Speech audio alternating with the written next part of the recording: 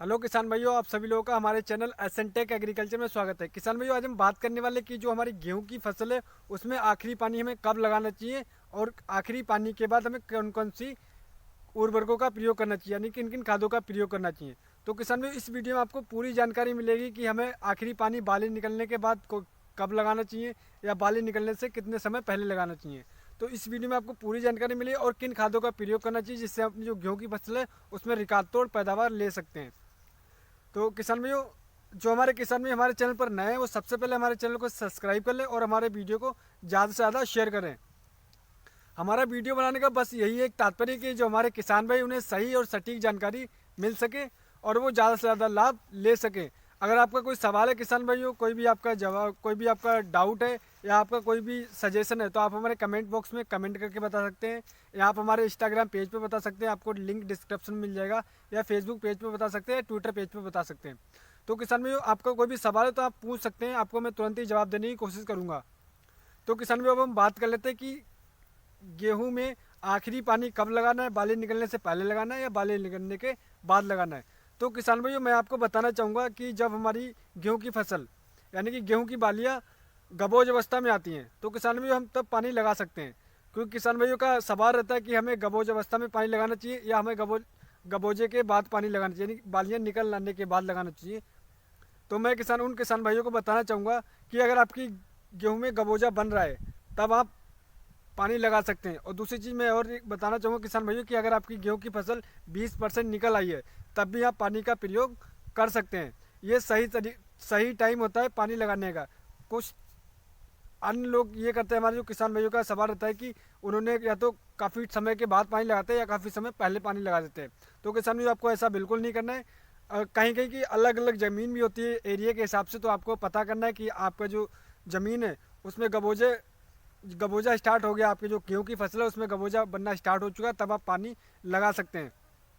अब हम किसान में दूसरी बात करते हैं कि अगर आपकी बाली निकल आई है तब आपको पानी लगाना है या नहीं लगाना है और उसके क्या फ़ायदे हैं। तो किसान में अगर आपके जब गबोजे के बाद आपकी जब बाली निकल आती है तब अगर पानी आप लगाते हैं तो उससे ये फ़ायदा होता है किसान भाई कि आपकी जो गेहूँ की बालियाँ आएंगी वो एक समान होंगी, उनकी जो हाइट होगी एक बराबर होगी और उस समय दूध बनने का टाइम होता है, उसमें जो दाना बनेगा वो एकदम अच्छा होगा। क्योंकि आपने देखा हो किसान भाइयों का सवाल रहता है कि उनकी जो गेहूं में दाना था वो बारीक रह गया। तो किसान भाई, अगर आप सही समय पर पानी देंगे तो आपको जो दाना आएगा वो एकदम भर करके आएगा। आपकी जो बाली होगी उसकी हाइट भी अच्छी होगी, लंबी होगी और उसमें जो दाना आएगा एकदम मोटा होगा।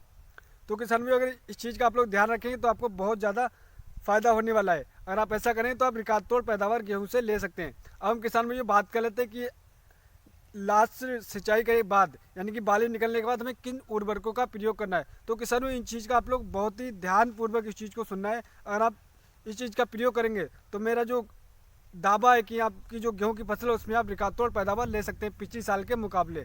क्योंकि इस चैनल पर मैं अपना खुद का एक्सपीरियंस शेयर करके बता दूं किसान भाइयों, मैं खुद से 8 साल से किसानी कर रहा हूँ और ये मैं एक्सपीरियंस लिए आप लोगों को बता दूँ कि आपको ज़्यादा से ज़्यादा लाभ हो सके और हमारे जो किसान भाई वो रिकॉर्ड तोड़ पैदावार ले सकें।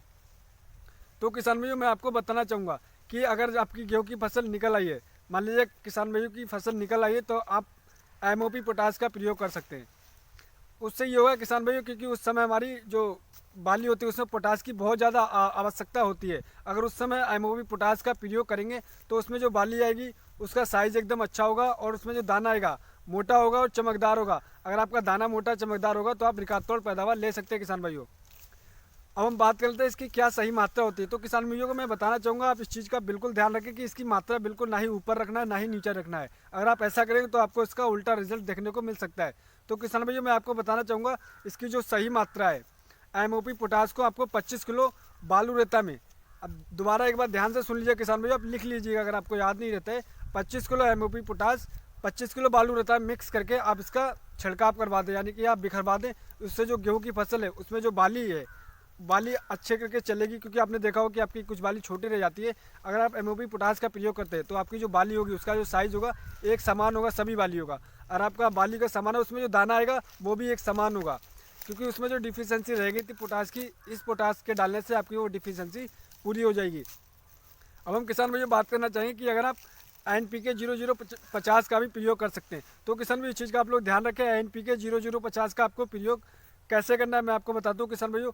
NPK 00 50 का आपको प्रयोग किसान भाई 20% आपकी जो गेहूं की बाली निकल आई है तब आप कर सकते हैं। और आप सिंचाई करने से पहले इसका प्रयोग करें या फिर सिंचाई करने के बाद। ऐसा नहीं कि आपने NPK 0050 का स्प्रे कर दिया और सिंचाई करना आप भूल गए, यानी कि 4-5 दिन बाद आपने सिंचाई करी, तो इससे आपको उल्टा रिजल्ट देखने को मिल सकता है। तो किसान भाई आशा करते हैं हमारी दी जानकारी आपको अच्छी लगी होगी।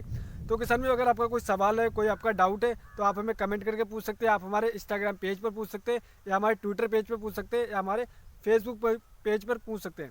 आपको मैं तुरंत ही आपके सवाल का जवाब देने की कोशिश करूंगा। तो आशा करते हैं मैं आपको सही और सटीक जानकारी दे पाया हूँ। अगली वीडियो मिलते हैं किसान भाइयों नई जानकारी के साथ। धन्यवाद किसान भाइयों।